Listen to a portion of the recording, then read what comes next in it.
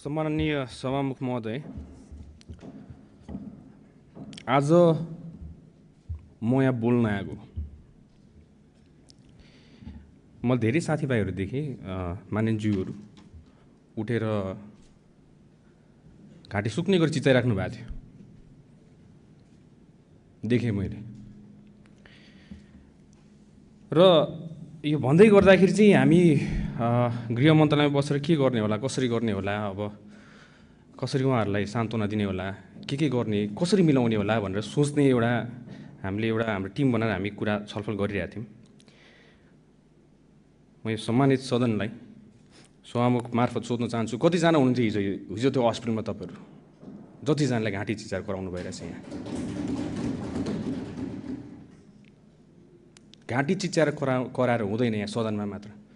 म जनताको सेवा गर्छु भनेर मुखले बोलेर हुँदैन, त्यो मुखले बोलेको 50औं वर्ष भइसक्यो। हामीले हातले गर्नुपर्छ, ठाउँमा गएर गर्नुपर्छ। आफ्नो जनताको सेवा ठाउँमा गएर गर्नुपर्छ, उहाँहरूको पीडाको ठाउँमा बुझेर गर्नुपर्छ। त्यसलाई तपाईँहरू स्टन्टबाजी भनेर भन्नुहुन्छ। मलाई इच्छा छैन यहाँ कसैको लागि स्टन्टबाजी गर्नलाई, आफ्नो देशको सेवा गर्न आएको। जानी नजानी अन्जानमा होस्, आफूले सक्ने नसक्ने हामीले गरेर हातमा पानी राखेर यसरी गर्दै बिस्तारै हिँड्दै हामी यहाँसम्म आएको। पोखलाकी देश दुर्घटनामा जाला कि भनेर। त्यसलाई तपाईँले स्टन्टबाजी भनेर भन्नुहुन्छ। हामीलाई थाहा छ हाम्रो पीडा हामीले कसरी यो फेस पार गऱ्यौँ भनेर। हामीलाई मात्र थाहा छ त्यो पीडा। अब आज म यो सम्मानित सदनलाई सभामुख मार्फत सरकार कसरी सञ्चालन हुन्छ भनेर तपाईँलाई म सिकाउन चाहन्छु। हाम्रो 3 तहको सरकार हुन्छ। एउटा सङ्घीय सरकार भयो, एउटा प्रदेश सरकार भयो र एउटा स्थानीय सरकार भयो। जुन ठाउँमा घटना घट्यो त्यो ठाउँमा ट्राफिकले लगाएको होइन, ट्राफिकले व्हील लक गरेको होइन। कुनै भिडियोमा छ ट्राफिकले लगाएको, त्यसमा व्हील लक लगाएको छ, नगर प्रहरीले लगाएको छ। म विपक्ष दलका साथीहरूलाई, मान्छेहरूलाई सोध्न चाहन्छु, स्थानीय सरकार कसको छ अहिले? राष्ट्रिय स्वतन्त्र पार्टीको छ? यो प्रदेश सरकार कसको छ अहिले? राष्ट्रिय स्वतन्त्र पार्टीको छ। 2 तहको सरकार त तपाईँहरूसँग छ। यो नियम कानुन हामीले बनाएको, तपाईँहरूले बनाएको, तपाईँले कार्यान्वयन गर्नु नसकेर हामीले कार्यान्वयन गरेर हामीले देखाएको र त्यही नियम कानुनमा टेकेको हो हामीले। अहिले ब्ल्याक टिनको कुरा आइरहेछ, कालो सिसा लगायो। त्यो कालो सिसा बनाउने नियम हामीले कोरेका थियौँ, तपाईँहरूले कोर्नु भएको। त्यसलाई हामीले पालना मात्र गराएको। कति कुराहरू तपाईँहरूले जानेर अबुझ गर्नुभएको। किन म धेरै भएँ मैले सहेको। अब यो सम्मानित सदनलाई एउटा रेस्पेक्टेड भ्यू पोइन्टबाट हेर्नुपर्छ। यसमा अलि आफूले बोल्दाखेरि एकदम मर्यादा राखेर बोल्नुपर्छ, तर घुटकन भइसक्यो। गाह्रो हुन्छ कहिले कहिले तपाईँको यसरी हेर्दाखेरि के आफ्नो देश राम्रो होला भनेर हामीहरू सबै युवाहरू एउटा आशाले लडेका थियौँ र आज आएर विपक्ष दलका साथीहरू, जतिजना मित्रहरू हुनुहुन्छ, जतिजना राजनीतिज्ञहरू हुनुहुन्छ, देश चलाएर 50औं वर्ष राज गरेका माननीयज्यूहरूबाट हामीले सिक्नुपर्नेमा आज हामीले यस्तो कुरा देख्न पाइरहेछौँ। हामीले तपाईँहरूबाट सिक्नुपर्ने होइन र? तपाईँहरूको गल्तीले हामीले सिक्नुपर्ने होइन र? हामी अगाडि बढ्नुपर्ने होइन र? यो देश त तपाईँको पनि हो। हाम्रो बहुमतको सरकार होला, तर यो देश तपाईँको पनि हो। तपाईँलाई पनि जनताले जिताएरै पठाएको। मलाई अचम्म लाग्छ, आज आफ्नो यहाँ पीडा यसरी गरेर पोख्नु पर्दाखेरि एउटा मन्त्रीको हैसियतले, एउटा नागरिकको लागि हामीले हिजो रातभरि खट्यौँ। म यत्तिकै यो आँसु झरे किनभने आफूले अथाक प्रयास गर्दा गर्दा पनि नहुँदाखेरि त्यो चित्तै नबुझ्ने रहेछ।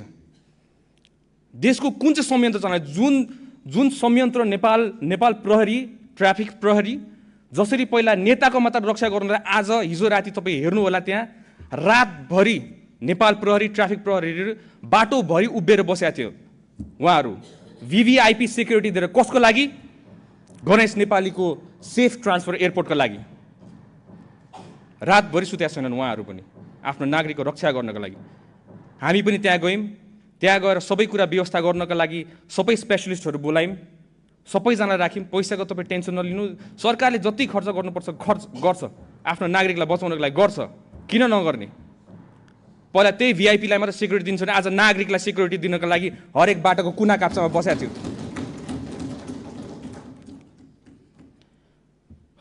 तर त्यतिखेरको कन्डिसन तपाईँलाई थाहा छैन। किन थाहा छैन? किन तपाईँ त्यहाँ पुगेकै छैन। डक्टरसँग कन्सल्ट गर्नु पर्यो, कुरा गर्नु पर्यो। डक्टरहरू हामीले उता इन्डियन साइडलाई पनि हामीले पर्मिसन लिनु पर्यो। राति परिसकेको थियो, पर्मिसन लिन परराष्ट्रलाई हामी परराष्ट्र मन्त्री उठ्नुभयो, परराष्ट्र सचिव उठ्नुभयो, इन्डियन एम्बेसीसँग कोअर्डिनेसन गर्नुभयो। इन्डियन एम्बेसीसँग कोअर्डिनेसन गरेपछि उताको एम्सको टिमलाई रेडी गर्नु पर्यो। उतापट्टि आउँदाखेरि फेरि यताबाट एयरप्लेनले हाम्रो एयर एम्बुलेन्स स्ट्यान्ड बाईमा राख्यौँ हामीले। म आफै गएर त्यहाँ निरीक्षण गरेँ, किनभने हाम्रो डोमेस्टिक एयरपोर्ट जाने बाटोमा चाहिँ तपाईँको त्यो पिच भएको छैन। त्यो गल्ती हामीले लिनुपर्ने, पिच नभएको। त्यतिखेर हाम्रो गणेश नेपाली त्यही एम्बुलेन्समा जाँदाखेरि हल्लेर केही होला कि भनेर डर लागेर मैले राति नै एयरपोर्टमा गएर 10 नम्बर बेमा लिएर आउनुपर्छ तपाईँहरूले, यतापट्टि सजिलो हुन्छ भनेर हामीले भनेर आएको छौँ। र राति एयरपोर्टमा आफै गएको त्यसलाई स्टन्टबाजी भनेर भन्नुहुन्छ भने यस्तो स्टन्टबाजी सबैजनाकोबाट चाहियो आफ्नो नागरिकलाई सेवा गर्नलाई।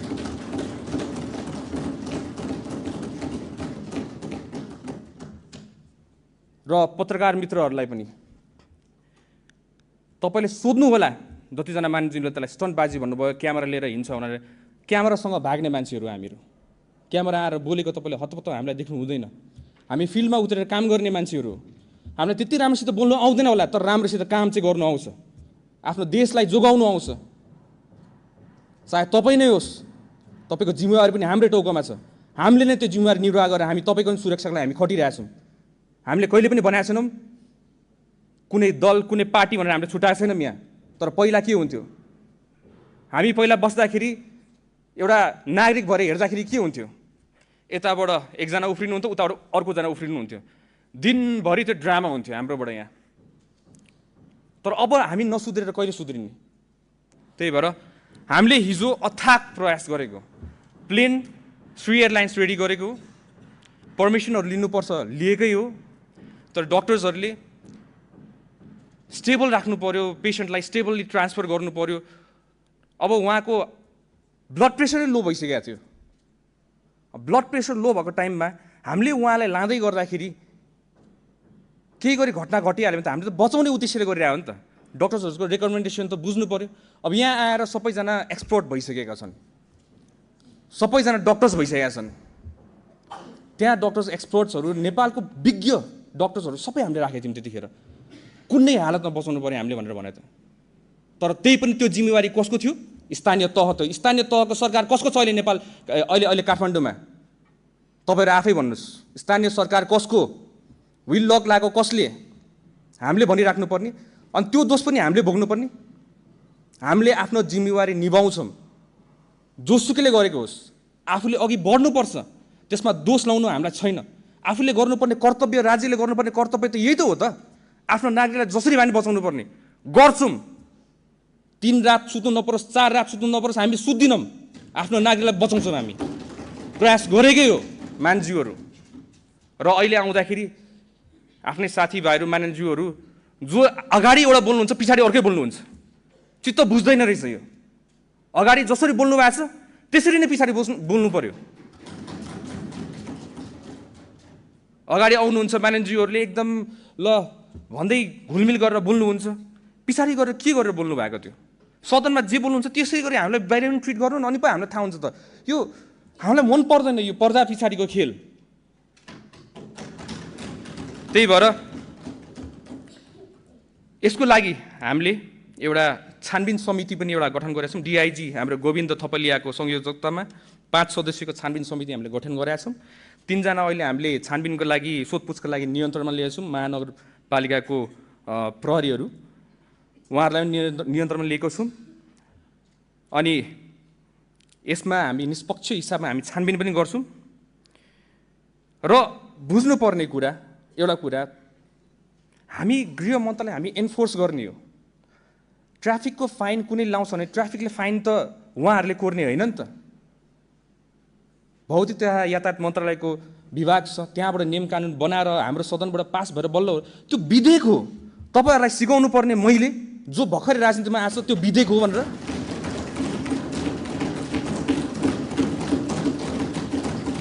मलाई भन्नुभएको होइन तपाईँहरूले, कतिजना मान्यज्यूहरूले मलाई भन्नुभयो होइन संविधानको स थाहा छैन यहाँ आएर भने। अहिले आएर संविधान स थाहा नहुने मान्छेले तपाईँलाई संविधान सिकाउनु पर्ने यो दिन आएको हो यो सदनमा। त्यही भएर मान्छेहरू यो सम्मानित सदनको गरिमा राखिराखौँ इन रेस्पेक्टेड वे। नेपाली जनताले धेरै आशा गरेका छन् यसपालि हामीबाट, तपाईँबाट पनि आशा गरेका छन्, हामीबाट पनि आशा गरेका छन्। र यसमा पक्ष र विपक्ष भन्नाले एउटै डुङ्गामा चढेर जाउँ न एउटा नेपाल राम्रो बनाउनको लागि। के छ र गल्ती हाम्रो भयो भने हामी सुधारौँला, गल्ती तपाईँबाट सुधारौँला। किन यो भेदभाव कति गर्ने हामीले, यो कति हेर्ने, नेपाली जनताले कति सहने र यसलाई अहिले आएर कसैको पीडालाई राजनीतिकरण गर्ने कसैको पीडालाई, यस्तो त गर्नु भएन नि हजुर। यो त इस्यु होइन नि त। निर्मला हत्याकाण्ड पनि राजनीति भएको होइन त्यतिखेर? तपाईँहरू मलाई भन्नुहोस्, त्यो सानो नानीको लास माथि राजनीति गर्ने को हो त्यतिखेर?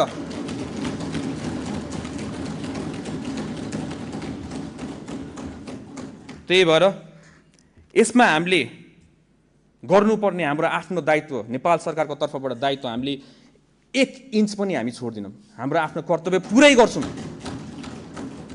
र नचाहँदै पनि आफ्नो अथक प्रयासपछि पनि आज हाम्रो गणेश नेपाली भाइले आज हामी माझ हुनुहुन्न। म बुझ्छु यो कुरा, तपाईँहरूको प्रश्नहरू म बुझ्छु, तपाईँको धेरै क्वेसन्सहरू छ, तर हामी त्यहाँ हुँदै गर्दा हामीले आफ्नो बेस्ट दिएको। विश्वास गर्नुहोस्, मलाई ढाँट्नु आउँदैन। म पहिलादेखि भन्छु मलाई ढाँट्नु आउँदैन, मलाई ढाँट्नु मन लाग्दैन। र अहिले यस्तो गरिमा म सदनलाई मैले ढाँट्दाखेरि मलाई पाप लाग्छ। म सारा नेपाली जनतालाई ढाँटिरहेको हुन्छु। म यस्तो ढाँट्नु मलाई मन लाग्दैन। जे हो यही हो यथार्थ। तपाईँले मिडियाकर्मी साथीहरूलाई सोध्नु होला, कहिले मैले बोलाएको छु मिडियाकर्मी साथीलाई मलाई आएर घेरेर बस भनेर? कहिले भनेको छु मैले? उहाँहरूले आफ्नो कर्तव्य निर्वाह गर्नलाई धेरैवटा प्रश्न गर्नुहुन्छ, त्यही पनि मैले प्रश्न उत्तर नदिकन आफ्नो काममा सुरु हिँड्छु। कति कुरा मैले चिप्लेर बोली, किनकि सदनमा हेर्दै गर्नुहोस् न। म यहाँ उभिनेपछि सबैजना कसरी हेर्नुहुन्छ, अब सुदन गुरुङले गृहमन्त्रीले केही चिप्ल्याउँछ र त्यसलाई भाइरल बनाउँला भनेर बुझिरहेको हुन्छ। त्यो हो तरिका। तर त्यही पनि कतिजना मानिसज्यूहरू विपक्षी मानिसज्यू भए पनि मलाई माया गर्नुहुन्छ। मैले देखाएको छु हाम्रै मानिसज्यूहरू धेरै माया गर्नुहुन्छ। कति गलत गर्ला कि हामीले सच्याइदिनुपर्छ म सम्झाइ पनि राख्नुहुन्छ। त्यसमा म एकदमै आभारी छु। I'm very happy, I'm more than happy. म एउटा जेनेरेसनलाई रिप्रेजेन्ट गर्छु, एउटा युथलाई रिप्रेजेन्ट गर्छु, एउटा नयाँ पुस्तालाई रिप्रेजेन्ट गरेर हामीहरू आइरहेको छौँ। र त्यो पुस्ताको इज्जत धान्ने कर्तव्य मेरो, र म त्यो पुस्ताको इज्जत फाल्न नदिनको लागि म हर कदम प्रयास गर्छु। तपाईँहरूको नि इज्जत नफाल्नको लागि विदेशमा गएर म तपाईँहरूको इज्जत पनि धान्नलाई म हर कदम प्रयास गर्छु। चाहे तपाईँ काङ्ग्रेस होस्, चाहे तपाईँ एमाले होस्, तपाईँ माओवादी होस्, हामीलाई त्यस्तो सरकार छन्। तपाईँ एउटा नेपाली हो मेरो लागि, तपाईँ मेरो दाजु हो, मेरो भाइ हो। सारा संसारमा सारा ठाउँमा मैले भनिसकेको छु यो कुरा। त्यही भएर कतिपय प्रश्नहरू गर्दाखेरि हेलिकप्टरको विषय उठाउनु भयो। समय महोदय मलाई अलिकति समय दिनु होला है। धेरै कुरा मलाई भन्नु मन लागिरहेछ आज यो हेलीको विषयमा। अब धेरैजना मानिसहरूले उठाउनु भयो हेली। हाम्रो त्यो हेली पानीमा खोलामा गाडी छिरो हेली किन गएन? We need to work smart. हामी यो जेनेरेसनको मान्छे, हामीसँग ड्रोन छ र हेली तपाईँ आफै, म तपाईँलाई प्र्याक्टिकल्ली आज म भन्छु, त्यो ठाउँमा हेली त्यत्रो माथि उड्दाखेरि मुनिको बगिरहेको देखिन्थ्यो होला। हेली जाँदाखेरि गाडी मुनि छिरिसक्यो, खोलामा गइसकेको। म फर्स्टमा अपडेट डिजास्टरको बारेमा म 10 years एक्सपिरियन्स छ, मैले बुझ्छु के भयो भने तुरन्त आत्तेर फोन गर्छु म। त्यतिखेर बुझ्दै गर्दाखेरि पानीभित्र छिरिसकेको अवस्था थियो र एकजना व्यक्ति त्यहाँ अड्किराख्नु भएको अवस्था, उहाँको लास्ट कन्डिसनमा थियो। हेलीले उद्धार गर्नलाई तपाईँको सर्टन चिजहरू चाहिन्छ त्यसमा, र त्यो मुनि गएर खोज्नु मिल्दैन। त्यसमा ड्रोन चाहिन्छ। ड्रोन भयो भने तपाईँको मुनि गएर हामीले चाहिँ मजासित कहाँ सकेको छ भने खोज्नुपर्छ। सशस्त्र प्रहरी बलको हाम्रो यहाँ के भन्छ कुरिङटारको होल टोली जानुभएको छ त्यहाँ, र त्यहाँ हेली चाहियो। हेली आएर उद्धार हुने होइन, स्मार्ट वेमा गर्नुपर्छ हामीले हेलीको युज। किन त्यो पैसा त हेलीको पैसा त तपाईँको पनि हो। कतिजनाले मलाई फोन गर्नुहुन्छ, यहाँ एकदम अर्जेन्ट भयो हेली उडाउनु पऱ्यो, एकदम अर्जेन्ट भयो हेली उडाउनु पऱ्यो। किन? अब सवारी दुर्घटना भएको छ, हामी बुझ्छौँ त्यो संवेदनशील पनि, त्यसको विषय हामी बुझ्छौँ, वी अन्डरस्ट्यान्ड। तर सोच्नुहोस् त, हामीले त्यो पूर्वाधारलाई विकास गर्दै जाने होला नि त हामीले त। अब त यो हेली पनि एउटा के रहेछ, सान रहेछ क्या। मैले हेली उडाउनु सकेँ भन्ने टाइपको एउटा भोटरलाई दिने एउटा त्यो एउटा के भन्नुमा एउटा भोटिङ एउटा उयो जस्तो कि, त्यस्तो नगरौँ। राज्यको पैसा हो, त्यसलाई दोहन हुनु नदिउँ। सकेसम्म परिस्थिति अवस्थाले माग्यो भने हामीले गर्ने हो, तर अवस्थाले नमागेको कन्डिसनमा हामीले गर्नु हुँदैन। त्यो तपाईँकै पैसा हो। फेरि तपाईँहरूले प्रश्न गर्नुहुन्छ हेली किन उडाएको। त्यही भएर त्यसलाई पनि सबै मानिसज्यूहरूलाई म हार्दिक अनुरोध गर्न चाहन्छु, यसमा एकदम संवेदनशील हुँदैन। राज्यको पैसा हो, हामीले हाम्रै पैसा भनेर लिनुपर्छ त्यसलाई। अब विषयवस्तु त यति जस्तो लाग्छ मलाई। गृह मन्त्रालयले एन्फोर्स गर्ने हो यो कुरा, म एकचोटि प्रष्टै पार्न चाहन्छु। ट्राफिकले जरिमाना उहाँले चाहेर कोर्नु हुँदैन, उहाँले चाहेर चिट कोर्नु हुँदैन। त्यो जरिमाना कति हुन्छ के हुन्छ भनेर तपाईँको नियम कानुनमा अलरेडी छ। त्यो नियम कानुन तपाईँहरूकै सरकार, तपाईँहरूकै नेतृत्वले बनाएको कुरा हो। र अहिले त्यो भनेको विधेयक मात्रै हो, पास भइसकेका छैन। पासै नभएको विषयलाई प्रचारबाजी गरेर एकजना मानिसज्यूले भनेर सरकारलाई कति हो लाउनुपर्छ, एकदम गुड आइडिया। सरकारले काम गरेन र सरकारलाई पनि लाउनुपर्छ, एकदम राम्रो आइडिया। तर प्रश्न पनि पारिदिनु पर्यो होला नि जनतालाई। यो त विधेयक मात्रै हो, पास त भएको छैन। यसमा छलफल हुन्छ, तपाईँहरूको राय सुझाव हुन्छ, तपाईँहरूले आफ्नो ओपिनियन भन्नुहुन्छ, यो भएन भनेर तपाईँहरूले पनि कराउनुहुन्छ, उठ्नु होला, संसद अवरोध गर्नु होला। हामी पनि आफ्नो जनतालाई दुःखमा देख्न चाहन्छौँ होला त। हामी तपाईँको आँसु हेर्नु सक्दैनौँ। यस्तो हो अहिलेको सरकार। तपाईँ विपक्षी होस्, तपाईँको पनि आँसु हेर्नु सक्दैनौँ हामीले। त्यही भएर यो सम्मानित सदनलाई सभामुख ज्यू मार्फत मेरोबाट भुलचुक भएमा, मेरो शब्द चयनहरूमा नमिलेमा, मेरो इन्टेन्सन चाहिँ कहिले गलत छैन हजुर। 5 इयर्समा 5 वर्षको कार्यकाल हो। 5 वर्षको कार्यकालमा मैले भनिरहेको छु, मेरो शब्द चयन एकदम राम्रो हुनेवाला छ। तपाईँले मलाई 6 महिनाको कार्यकालमा देख्नु भइरहेछ अहिले सदनमा उभिँदै गर्दाखेरि मेरो शब्द चयनहरू धेरै मिलिसकेको छ। शब्द होइन, यसमा तपाईँको ढाका टोपी र दौरा सुरुवाल लगाएको यो सदनमा कैयौँ बसिसकेका थिए, तर देश बेच्नलाई होइन। तपाईँ जे लाउनु तपाईँको पहिरनसँग नहोस्, तपाईँको इमान्दारिता, आफ्नो देशप्रतिको एउटा माया, एउटा पेट्रियोटिक मान्छे हुनुपर्छ जस्तो लाग्छ मलाई चाहिँ। आज यो देशलाई केही पर्दाखेरि ल भन्नुहोस्, सुदन गुरुङलाई राखेर यो देश बच्छ भने सुदन गुरुङलाई गोली ठोक्नुपर्छ भने फर्स्टमा सुदन गुरुङ नै आउँछ तपाईँहरू सबैजनालाई बचाउनको लागि। यो देश बाँच्छ भने मैले सुनिरहेको छु 24 गते सुन्दा 8-9 महिनामा 24 गते बच्चा मरेको छ। तपाईँहरूलाई 24 गतेको पिर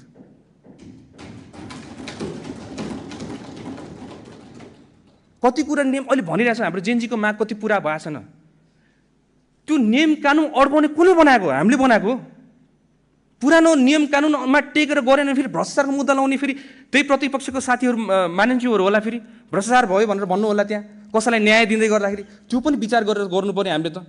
त्यो गर्दै गरेर यति दुःख पाछौँ हामीले, तर बट स्टिल आफ्नो देशको लागि यस्तो दुःख त 100,000 कुर्बान हो।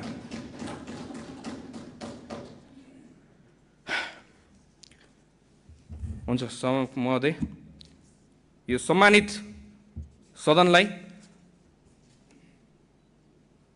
भयो होला मेरोबाट गल्ती, कति कुरा अलि जानी नजानी भयो होला, म त्यसको लागि नि माफ माग्न चाहन्छु। मेरो शब्द चयनले कसैलाई घोच्यो होला, त्यसमा नि माफ माग्न चाहन्छु। तर हाम्रो सरकारको इरादा नेक छ, मेरो इरादा पनि नेक छ। हामीहरूलाई देश राम्रो होस्, त्यो बाहेक हामीलाई केही चाहिँदैन। हजुर आएर बसे पनि केही फरक पर्दैन हजुर। देश राम्रो होस्, देश जोगोस्, देश रहे त हामी रहन्छौँ। नत्र हामी त किन रहन्छौँ र? देशलाई त अब त जोगाउनै पर्ने होला नि त। तपाईँहरू बल्ल बल्ल यत्रो दुःख गरेर तपाईँहरू नि यत्रो चुनाव लडेर आउनु भएको छ। त्यही भएर म सम्पूर्ण मानिसज्यूहरूलाई एउटा नागरिक तहको एउटा भुइँ मान्छेको तहबाट म हजुरलाई आग्रह गर्न चाहन्छु, हाम्रो देश बचाउनलाई र बनाउनलाई सहकार्य गरेर जाउँ, एकअर्काको खुट्टा तानेर नजाउँ, एकअर्कालाई सम्झाइ बुझाइ गरेर जाउँ। हाम्रोबाट गल्ती कमी कमजोरी छ भने सम्झाएर जाउँ, बुझाएर जाउँ, मिलेर जाउँ र देशलाई एउटा निकास दिउँ। धेरै धेरै धन्यवाद।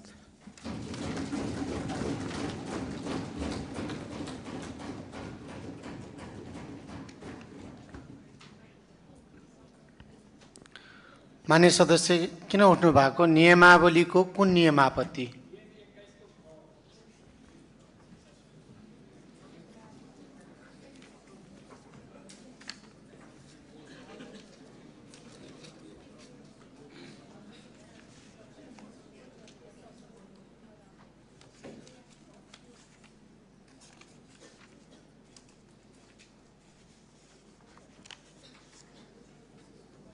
मान्य सदस्यलाई माइक दिनुहोस्। 1 मिनेटभित्र आफ्नो कुरा राख्नुहोस्। सम्माननीय सभामुख महोदय, सदनले सरकारलाई सदनमै खोज्ने हो, सांसदहरूले सदनमै सरकारलाई खोज्ने हो। सरकारको जिम्मेवार प्रतिनिधिले घटना के भएको छ सदनलाई जानकारी दिने हो, त्यो जिम्मेवारी हो। सदनमा सांसदहरूले प्रस्तुत गरेको विषय घाँटी सुक्ने गरी चिच्याएको भनेर भन्न मिल्दैन।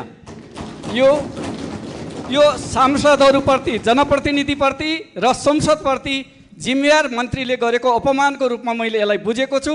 यसलाई संसदको रेकर्डबाट हटाइयोस् र आगामी दिनमा सरकारका प्रतिनिधिहरू जिम्मेवारीपूर्वक संसदमा प्रस्तुत हुन र संसदका सांसदहरूका प्रश्नहरूलाई जिम्मेवारीपूर्वक प्रस्तुत गर्न म अनुरोध गर्दछु।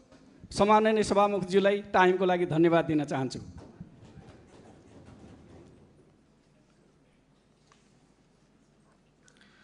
मान्य सदस्यहरू, राष्ट्रपतिको कार्यालयबाट पत्र प्राप्त भएको छ, सोको बेहोरा म पढेर सुनाउँछु। सम्माननीय राष्ट्रपति श्री रामचन्द्र पौडेलज्यूबाट नेपालको संविधानको धारा 113 को उपधारा 2 बमोजिम प्रमाणीकरण भएको देखाएका विधेयकको सक्कलै 1 प्रति यसै पत्र साथ संलग्न गरी पठाएको बेहोरा अनुरोध छ।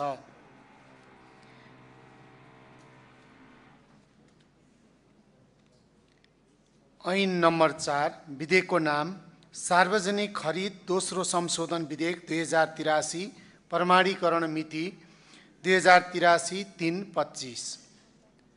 ऐन नम्बर 5 सम्पत्ति शुद्धिकरण मनी लाउन्ड्रिङ निवारण तेस्रो संशोधन विधेयक 2083, प्रमाणीकरण मिति 2083-3-25।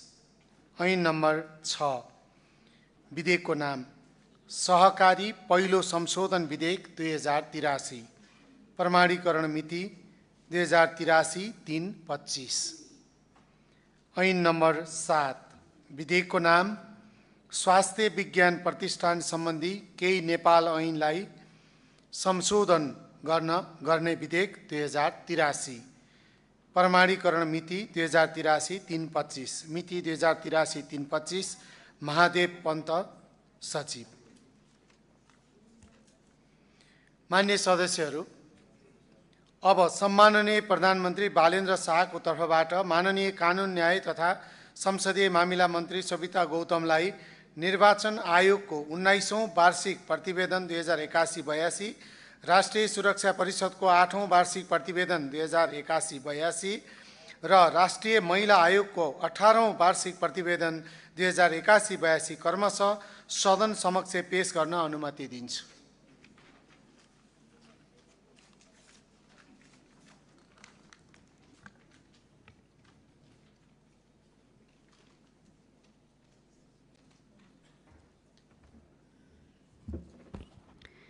सम्मान्य सभामुख महोदयको अनुमतिले नेपालको संविधानको धारा 294 बमोजिम निर्वाचन आयोगको 19औं वार्षिक प्रतिवेदन 2081-82 सभा समक्ष प्रस्तुत गर्दछु। धन्यवाद।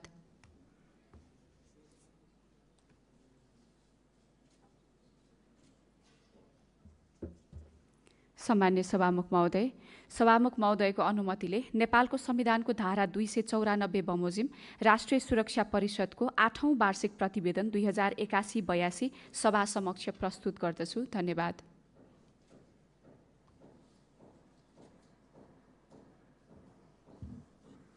सम्मान्य सभामुख महोदयको अनुमतिले नेपालको संविधानको धारा 294 बमोजिम राष्ट्रिय महिला आयोगको 18औं वार्षिक प्रतिवेदन 2081-82 सभा समक्ष प्रस्तुत गर्दछु। धन्यवाद।